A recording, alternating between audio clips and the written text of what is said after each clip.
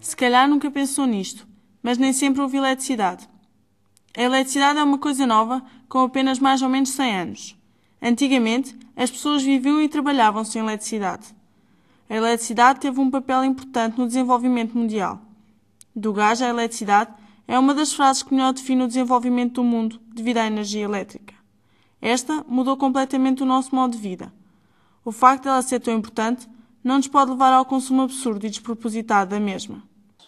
Na semana passada, dedicámos especial atenção à questão da poupança de água. Esta semana, como não poderia deixar de ser, iremos focar outro aspecto importante na vida da população, a questão da poupança de eletricidade. Para início, temos que ter presente que a energia elétrica não é consumida visivelmente, contudo, pode trazer graves estragos na vida da população ao final do mês. Ainda por cima, numa época em que se avizinha, em que os termoventiladores e os aquecedores são utilizados sem quaisquer regras. Reduza o tempo da sua utilização, isolando bem as portas e as janelas da sua casa. Se puder, opte ainda por vidros duplos, pois são um excelente isolante térmico. Instale painéis solares. Aproveite a energia solar para aquecer a sua casa. Algo mais fácil e económico de concretizar é a troca de lâmpadas incandescentes por lâmpadas fluorescentes. Poderão ser inicialmente mais caras, mas tornar-se-ão rentáveis a longo prazo. As lâmpadas fluorescentes são 6 vezes mais económicas e duram 8 vezes mais. Os reguladores de intensidade de luz são outro ótimo método de poupança de eletricidade. Caso não haja essa possibilidade, lembre-se que se desligar as luzes que não têm qualquer outra utilidade prática, já está a poupar. E ainda se desligar os eletrodomésticos que se encontram no stand-by. A luz vermelha que fica ligada quando desligamos a televisão com o comando encontra-se a gastar 25% de energia elétrica. Por isso, desligue os eletrodomésticos que não se encontram a ser utilizados. O telemóvel é outro instrumento que parece inofensivo, mas não o é. Evite de carregá-lo durante toda a noite. Mesmo com a bateria carregada, encontra-se a gastar energia. E o mesmo se sucede quando o carregador fica ligado à tomada, mesmo que não se encontre a carregar. Hoje em dia, os eletrodomésticos fazem parte da nossa vida como algo indispensável. Contudo, são também os principais responsáveis por mais de metade do consumo energético ao final do mês. Devemos, por isso, ter em conta, quando compramos um eletrodoméstico, na escolha do modelo. Opte por um modelo A, de baixo consumo energético, mas mais dispendioso. Contudo, obterá o retorno no final do mês. O frigorífico e as arcas congeladoras devem estar longe de portas, janelas ou fogão. Isso irá obrigá-los a trabalhar e a gastar ainda mais. Na cozinha, evite abrir a porta do forno várias vezes. Cada vez que abre a porta do forno, gasta 25% do calor, obrigando o forno a reaquecer. Cozinhe com as tampas das panelas colocadas. Opte pelas panelas de pressão ou vapor, pois atingem uma poupança de 70% relativamente às comuns. Desligue sempre o forno e as bocas do fogão alguns minutos antes do previsto. O calor acumulado é suficiente para terminar de cozinhar os alimentos. Quando aquecer os alimentos, opte pelo micro-ondas. Tal como acontece com a porta do forno, o mesmo sucede com a porta do frigorífico.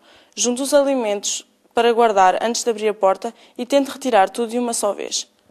Se a porta não se encontrar corretamente fechada, o frigorífico consome mais do que o habitual. Outra dica importante é que o frigorífico e as arcas congeladoras são mais eficientes se estiverem cheios. Contudo, devem ser limpos regularmente, pois o gelo aumenta o consumo elétrico.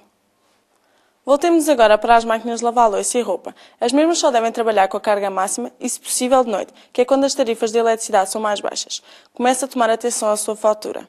Outra dica importante é a temperatura que utiliza para fazer estas lavagens. Quanto menor a temperatura, menor o gasto. O ideal será lavar com água fria.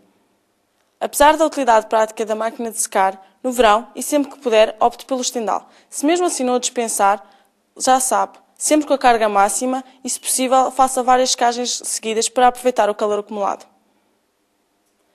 Quando regressar ao verão, use e abuse da luz natural. Abra as janelas e as cortinas da sua casa para arrefecer o ambiente. Se mesmo assim não dispensar o ar-condicionado, opte pelas ventoinhas por serem menos dispendiosas.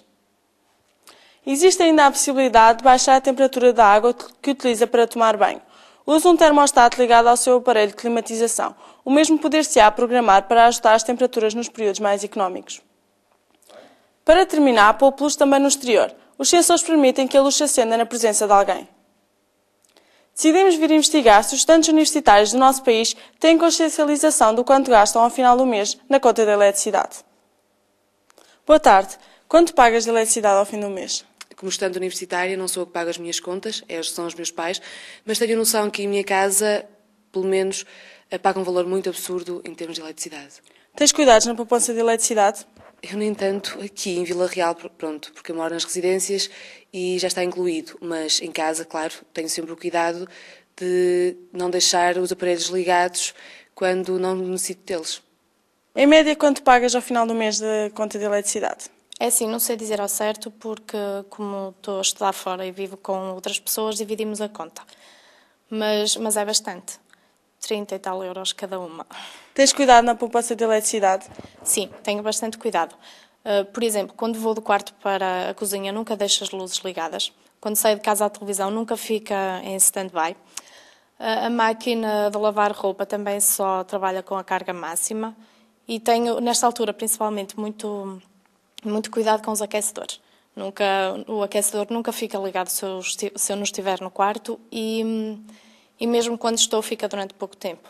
E por esta semana é tudo. Espero que tenha ficado um pouco esclarecido sobre tudo aquilo que pode economizar ao fim do mês se poupar energia elétrica. Para a semana, cá estaremos com uma nova rúbrica. Até lá!